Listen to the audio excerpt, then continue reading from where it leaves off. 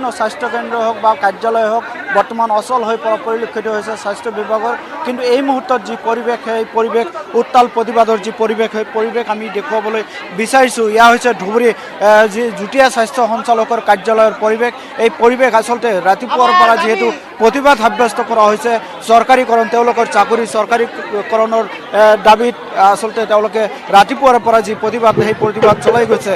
তেওঁলোকৰ সমকামৰ সমদৰমহা দিব লাগে, তেওঁলোকৰ চাকৰি চৰকাৰীকৰণ কৰিব লাগে, এই ধৰণৰ বিভিন্ন শ্লোগান লৈ বিভিন্ন একাধিক দাবীৰ ভিত্তিত তেওঁলোকে আচলতে প্ৰতিবাদ সাব্যস্ত কৰা পৰিলক্ষিত হৈছে। হাতে হাতে প্লেকাৰ্ড লৈ এওঁলোকে কৰ্মচাৰী হওক বা বিভিন্ন নাৰ্ছ হওক চিকিৎসক হওক সকলোৱে আহি অংশগ্ৰহণ কৰিছে। কেইবা শতাধিক যি নাৰ্ছ কৰ্মচাৰী আৰু চিকিৎসকসকলে আহি অংশগ্ৰহণ কৰিছে আৰু তেওঁলোকে বিভিন্ন প্ৰতিবাদী শ্লোগানেৰে উত্তাল প্ৰতিবাদ সাব্যস্ত কৰিছে। সকলোৱে ক'লা বেজ পৰিধান কৰি তেওঁলোকৰ চৰকাৰৰ বিৰুদ্ধে যি প্ৰতিবাদ সেই প্ৰতিবাদ চলাই যোৱা পৰিলক্ষিত হৈছে। ৰাজ্যৰ বিভিন্ন প্ৰান্তত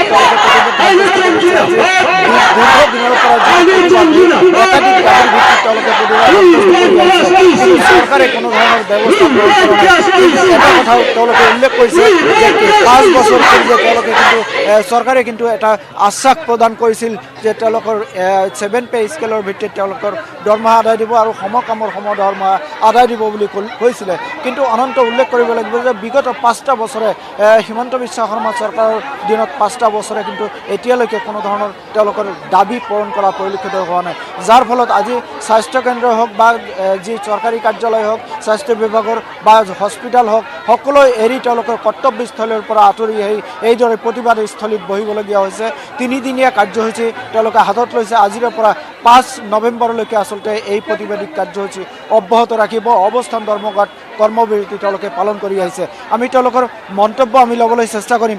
আচলতে বহু কষ্টৰ মাজেৰে তেওঁলোকে আজি বহিবলগীয়া হৈছে। কি ক'ব, কৰ্তব্যৰ পৰা আঁতৰি আহি আপোনালোকে প্ৰতিবাদ সাব্যস্ত কৰিছে কিহৰ বাবে? আমি আমাৰ সমকামৰ সমদৰমহাৰ কাৰণে আমি ইয়াত মানে গোটেইকেইটা আমি গোট খাইছোঁ, যাতে ৰেগুলাৰো যেনেকুৱা সমান দৰমহা পায় আমিও যেনেকুৱা পাওঁ, মানে সমান কাম কৰোঁ যেনেকৈ সমান যাতে আমি চেলাৰী পাওঁ। সেইটোৰ কাৰণে আমি মুখ্যমন্ত্ৰী মহোদয়ৰ ওচৰত আমি কৰজোৰকৈ প্ৰাৰ্থনা জনাইছোঁ যে যাতে আমাক এই মহোদয় মুখ্যমন্ত্ৰী মহোদয় যাতে আমাক এইখিনি আমাক দাবী পূৰণ কৰে। আমাৰ পে স্কেল দিব লাগে, আমি CCL-টো দিব লাগে। ইয়াত যেনেকুৱা আমি ডক্টৰ হওক নাৰ্ছ হওক লেবৰেটৰী হওক সবকেইটা মিলি আমি ইয়াতে গোট খাইছোঁ। গতিকে 2013 চনতে আমাক আইনীমতভাৱে আমাক চেলাৰী প্ৰদান কৰি দি দিছে।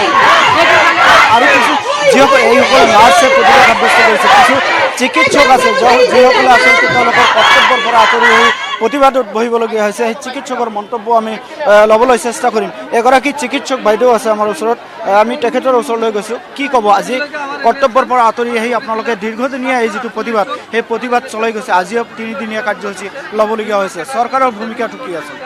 একচুৱেলি আপোনালোকে গম পাইছে যে আমি আমাৰ ৰেগুলাৰাইজ কৰিবৰ কাৰণে বহিছোঁ, পে স্কেল পে কমিশ্যন আৰু ছ'চিয়েল ছাৰ্ভিচৰ কাৰণে বহিছোঁ। বিভিন্ন আমাৰ ডিমাণ্ড আছে, কিন্তু একচুৱেলি আপোনালোকে এটা কথা ক'ব পাৰিবনে যে প্ৰাণৰ মূল্য কিমান? আমি ক'ভিডৰ সময়ত ক'ভিড যোদ্ধা হৈ প্ৰাণ হাতত লৈ পেলাই আমি ৰাইজক সেৱা দিছিলোঁ। তেনেহ'লে আপোনালোকে এইটো নিশ্চয় গম পায় যে প্ৰাণৰ মূল্য কিমান হয়। যদি আমি প্ৰাণ হাতত লৈ আগবাঢ়িব পাৰোঁ ৰাইজৰ কাৰণে, তেনেহ'লে চৰকাৰে প্ৰতিশ্ৰুতি দিয়া মতে 2016 যোনটো প্ৰতিশ্ৰুতি দিছে সেই প্ৰতিশ্ৰুতি দিয়া মতে তেওঁ নিজৰ প্ৰতিশ্ৰুতি পূৰণ কৰিব লাগে নে নাই?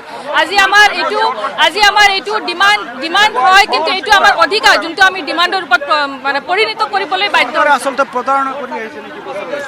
প্ৰতাৰণা মানে কি, একচুৱেলি আমি এইটো নকওঁ যে আমাৰ CM ছাৰে আমাক প্ৰতাৰণা কৰিছে, কিন্তু আমাৰ CM ছাৰে আমাক প্ৰতিশ্ৰুতিও দিছে, যোনটো প্ৰতিশ্ৰুতিৰেতো আমাক প্ৰতিশ্ৰুতিৰ 5 বছৰ উকলি গ'ল। জি 5 বছৰ পাৰ হৈ গ'ল। হয় 5 বছৰ পাৰ হৈ গৈছে। সেইকাৰণে আমি ধৈৰ্য ধৰিও আছিলোঁ, কাৰণ আমাৰ ছাৰে যিহেতু আমাক প্ৰতিশ্ৰুতি দিছে নিশ্চয় পালন কৰিব। সেইকাৰণে আমি সেইকাৰণে মানে এটা পেচেঞ্চ লৈ পেলাই আমি ৱেইট কৰিও আছিলোঁ, যাতে আমি ভাবিছিলোঁ যে আমাক চৰকাৰে নিশ্চয় দিব, কিন্তু এতিয়া বহুত দিন হৈ গ'ল আৰু প্ৰতিশ্ৰুতিৰে পেট নভৰে। চ' সেইকাৰণে আমি আজি এনেকৈ বহিবলৈ বাধ্য হৈছোঁ।